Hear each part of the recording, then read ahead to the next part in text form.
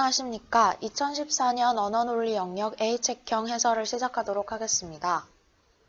먼저 언어논리 영역 같은 경우에는 문제에서 부합하는 것과 부합하지 않는 것, 혹은 옳은 것과 옳지 않은 것을 혼동해서 실수를 하는 경우가 많기 때문에 저 같은 경우는 부합이나 옳은 것인 경우에는 동그라미로, 그리고 부합하지 않는 것이나 옳지 않은 경우에는 세모로 표시를 하면서 이제 문제를 풀었습니다. 그리고 이제 본문을 먼저 읽을 것인가, 선지를 먼저 읽을 것인가 하는 문제가 있는데, 선지를 먼저 읽는 경우에는 본문을 읽으면서 그 선지 내용대로 생각하게 되는 경향이 있어서 저는 본문을 먼저 읽고 선지를 읽는, 즉 순서대로 읽는 방법을 택하였습니다.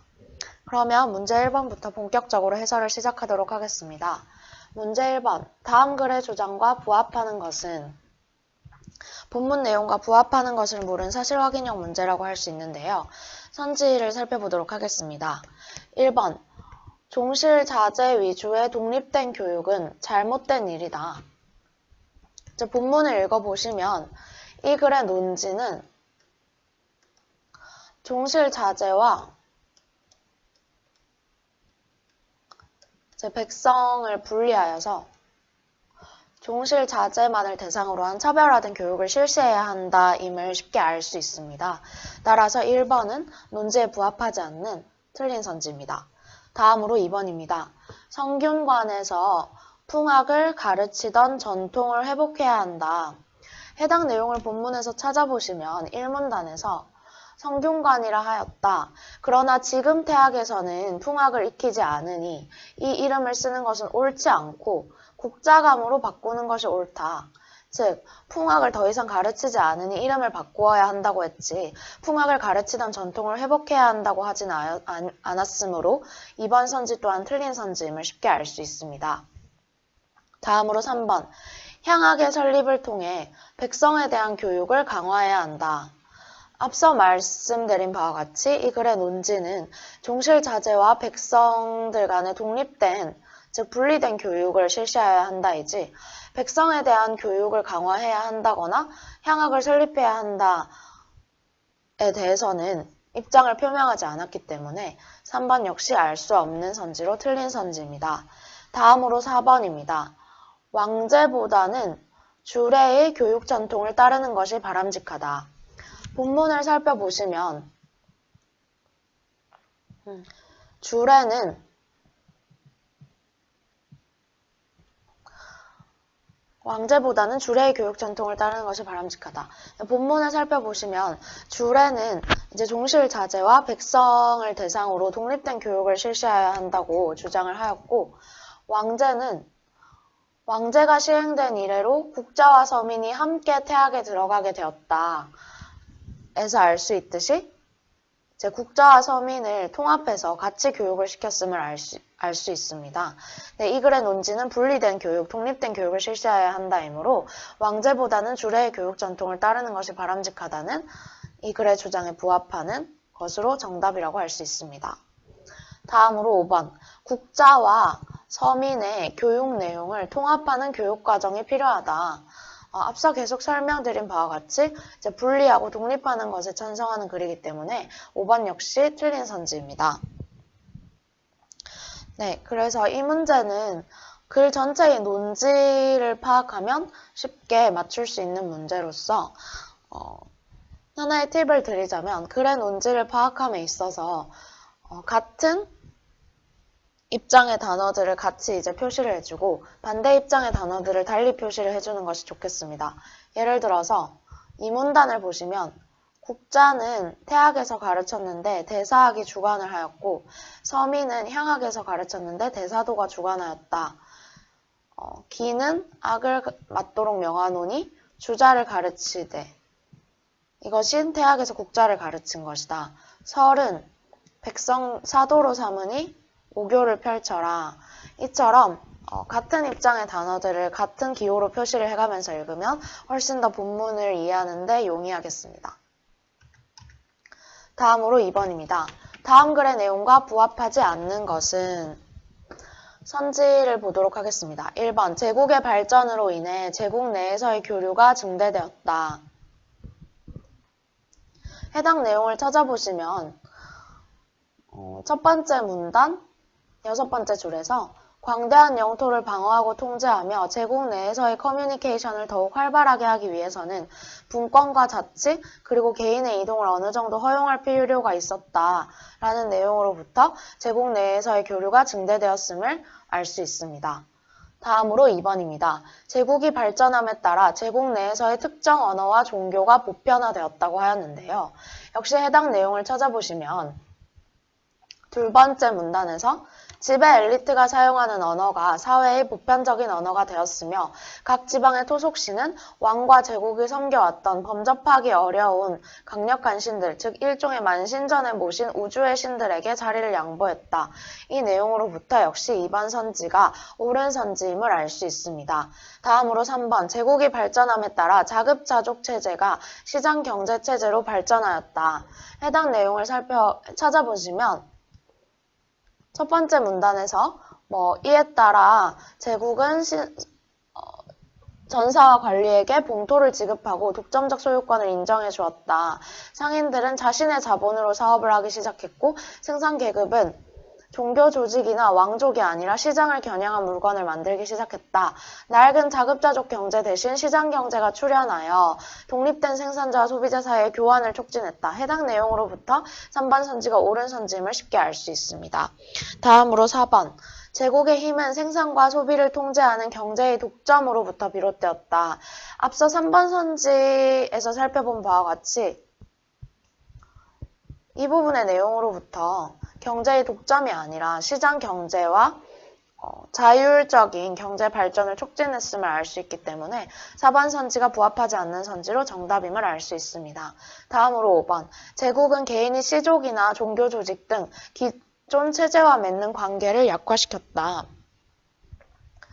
해당 내용을 보시면 두 번째 문단에서 또한 제국은 개인이 시족이나 종교 조직 또는 유력 집단에 흡수되는 것을 막는 언어적, 종교적, 법적 여건을 마련함으로써 개인이 좀 더 개방된 사회에서 활동할 수 있게 해주었다로부터 5번이 옳은 내용임을 알 수 있습니다.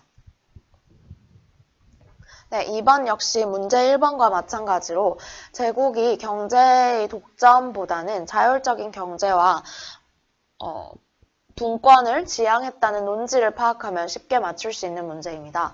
그리고 해설을 하면서 이렇게 표시한 것과 같이 1번과 마찬가지로 제국의 발전으로 장려된 것은 동그라미로 하고 이제 제국의 발전으로 억제된 것은 세모로 표시를 하면서 읽으면 훨씬 더 내용을 이해하기에 용이하겠습니다.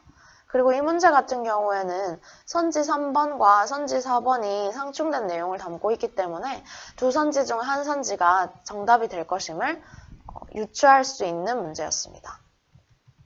다음으로 3번입니다. 다음 글에서 추론할 수 없는 것은 추론형 문제인데요. 선지를 보도록 하겠습니다. 1번, 양단이 고정된 현의 양단은 항상 마디이다. 마디와 배에 대해서는 세 번째 문단에서 설명을 하고 있는데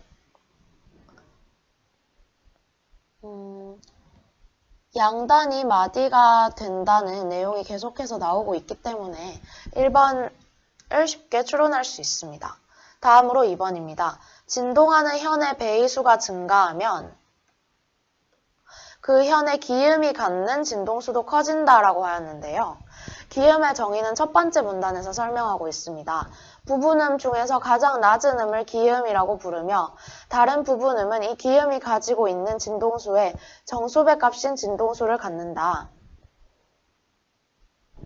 라고 하였습니다. 또한 두 번째 문단에서 한 배 진동에서는 기음이 발생한다. 라고 하였는데요. 즉, 기음은 정의상 이제 한 배 진동에서 발생하는 음이고 그 정수배의 진동수를 갖는 부분음이 합쳐져서 복합음이 되는 것이기 때문에 배의수가 증가한다고 해서 기음은 한 배 진동에서의 진동수를 일정하게 갖게 됩니다. 따라서 2번 선지는 옳지 않은 선지이고 정답이 됩니다. 다음으로 3번입니다. 양단이 고정된 현의 중앙을 뚱겼을 때 발생하는 배의 수는 마디의 수보다 항상 작다라고 하는데요. 앞서 살펴본 3문단에서 이제 배와 배 사이에 발생하는 것이 마디임을 알 수 있기 때문에 배의 수가 죄송합니다. 마디와 마디 사이에 발생하는 것이 배임을 알 수 있기 때문에 3번 역시 옳은 선지임을 알 수 있습니다. 다음으로 4번입니다. 현을 진동시킬 때 나오는 복합음은 기음을 포함한 여러 개의 부분음이 중첩되어 나온 것이다. 앞서 2번 선지를 설명할 때 살펴본 첫 번째 문단의 부분에서 복합음은 기음을 포함한 여러 개의 부분음이 중첩되어 나온 것임을 알 수 있어서 4번 역시 옳은 선지입니다. 다음으로 5번입니다. 헬름홀츠의 공명기에 의해 분석할 수 있는 특정한 부분음의 진동수는 공명기 내에 있는 공기의 양에 따라 다르다라고 하는데요. 두 번째 문단을 보시면 헬름홀츠는 이 공명기를 이용하여 복합음 속에서 특정한 부분음만을 선택하여 들을 수 있었다. 이는 공명기의 내부에 존재하는 공기의 양에 따라 특정한 진동수를 갖는 부분음에 대해서만 공명이 일어나고 다른 진동수의 음에 대해서는 공명이 일어나지 않기 때문이었다. 이 내용으로부터 5번 선지 역시 옳은 선지임을 쉽게 알 수 있습니다. 네, 이상 3번은 추론형 문제로서 본문 내용을 세밀하게 체크하는 것뿐만이 아니라 그 내용을 이해하는 게 필요한 문제였는데요. 기음은 정의상 한 배 진동에서 발생하는 음으로 한 배 진동에서의 진동수를 일정하게 갖고 그 기음 진동수의 정수배의 진동수를 갖는 여러 개의 부분음이 합쳐져서 복합음이 발생한다는 내용을 이해하면 2번이 정답임을 맞출 수 있는 문제였습니다. 다음으로 4번입니다. 다음 A에서 E에 해당하는 것을 사례에서 골라 알맞게 짝지은 것은? 그러면 사례를 살펴보도록 하겠습니다. 먼저 기억, 회사 건물 전체가 금연구역으로 지정되었고 정부에서 금연정책의 일환으로 담배값을 올리자 갑순이는 불편함과 비용 때문에 흡연보다는 금연을 선호하게 되었다. 본문 내용에 비추어 보면 이 사례의 경우에는 갑순이가 자기 자신이 가지고 있는 재화인 담배에 대해서 가지는 선호이기 때문에 개인적 선호이자 그리고 환경의 변화, 즉 금연 건물로 지정된 것으로 인해서 금연을 선호하게 된 것이기 때문에 적응적 선호임을 알 수 있습니다. 다음으로 니은, 을순인의 마을에는 공동우물이 없다. 그런데 가장 수량이 풍부한 을순인의 우물은 공동우물로 적합하기 때문에 이웃 사람들은 을순인의 우물을 공동우물로 사용하기를 원한다. 이 경우에는 이웃 사람들이 자신 소유가 아닌 을순인의 우물에 대해서 가지는 선호이기 때문에 개인적 선호는 아니고 또 을순인의 마을의 우물에 대해서 자신들을 위해서 쓰이기를 바라는 것이기 때문에 이기적인 선호라고 할 수 있겠습니다. 다음으로 디귿입니다. 농촌에서 태어나 자란 병순이는 시골의 삶이 더 좋고 도시 생활이 낯설고 어렵다고 생각해서 농촌에 머무르는 것을 선호한다. 도시에 살아보면 오히려 도시에 남는 것을 선호할 수도 있었을 텐데도 말이다. 병순이가 자신의 거주지에 대해 가지는 선호이기 때문에 개인적 선호이면서 그리고 농촌에 살았던 환경의 영향으로 인한 것이기 때문에 적응적 선호라고 할 수 있겠습니다. 마지막으로 리을, 정순이는 친구가 월급 중 많은 비중을 곤란한 처지의 가족과 지인들에게 지출하는 것보다는 친구 자신의 미래를 위해 더 많이 투자하기를 원한다. 친구가 자신의 돈을 남이 아니라 자기 자신을 위해 쓰기를 바라는 것이기 때문에 외재적 선호라고 할 수 있겠습니다. 따라서 일치하는 것을 찾아보면 정답은 4번이 됩니다. 본문에 설명하고 있는 각 선호의 의미를 파악하면 쉽게 맞출 수 있는 문제였습니다. 다음으로 5번입니다. 다음 글에서 알 수 없는 것은 사실 확인형 문제인데요. 선지를 살펴보도록 하겠습니다. 먼저 1번. 금산보다는 사양산에서 투작하기가 더 쉬웠다. 해당 내용을 찾아보시면 두 번째 문단에서 특히 사양산은 금산에 비해 통제가 약하였기 때문에 투작의 피해가 더욱 클 수밖에 없었다에서 명시적으로 나와 있기 때문에 옳은 선지임을 쉽게 알 수 있습니다. 다음으로 2번입니다. 수군의 병선이나 관선을 제작할 때 금산의 소나무가 사용되었다. 세 번째 문단에 보시면 옥상들은 운반이 편리하며 굵고 큰 금산의 나무를 선호하였는데 이들에 의해 유통된 목재는 개인 소유 선박인 사선의 제작에 주로 사용되었다. 이에 따라 수군의 병선 제작이나 관선 제작에 어려움을 겪을 정도였다. 이 내용으로부터 금산의 소나무가 수군의 병선이나 관선 제작에 사용되었음을 추론할 수 있기 때문에 2번 역시 옳은 선지입니다. 다음으로 3번입니다. 목상들의 활동은 전국의 살림을 황폐하게 만드는 데 일조하였다. 앞서 2번 선지를 설명하면서 살펴본 내용뿐만 아니라 그 이후에 목상의 활동으로 인해 피해를 입은 것은 사양산의 소나무도 예외는 아니었다 등의 내용을 통해서 3번 역시 옳은 선지임을 쉽게 알 수 있습니다. 다음으로 4번입니다. 사족의 투작보다는 향리층의 투작이, 향리층의 투작보다 평민층의 투작이 더 큰 사회 문제를 초래했다. 유사한 내용을 찾아보면 두 번째 문단에서 그러나 사족이나 향리층의 투작은 평민층의 투작에 비하면 비중이 높지 않았다 라고 하였는데요. 사족이나 향리층의 투작보다 평민층의 투작의 비중이 높다는 내용으로부터 사족의 투작보다 향리층의 투작이 더 큰 사회 문제를 초래했다는 내용은 추론할 수 없습니다. 또한 평민층의 투작의 비중이 높다고 하였더라도 그것이 꼭 더 큰 사회 문제를 초래했다고 단정할 수는 없기 때문에 4번은 알 수 없는 선지로 4번이 정답이 되겠습니다. 다음으로 5번입니다. 사족들은 자신들의 분산수호권 범위 내에서 산출되는 약용식물을 다른 사람이 가져갈 수 없게 하는 권리가 있었다. 첫 번째 문단에 보시면 양인들도 조상들의 분묘를 중심으로 한 일정한 구역 내에서 타인의 경작, 채취, 건축, 묘지조상 등을 금지시키는 분산수호권이 있었고 이러한 권리를 통해 이들은 그 구역을 사양산이라 칭하면서 여기에서 나는 버섯, 꿀, 약용식물 등 여러 경제적 산물을 배타적으로 소유하였다. 이러한 권리는 분산수호권과 금양권을 의미하는 것이겠죠. 이 내용으로부터 분산수호권 범위 내에서 약용식물을 배타적으로 소유하였다. 즉 다른 사람이 가져갈 수 없게 하였음을 추론할 수 있습니다. 그래서 정답은 4번이 됩니다.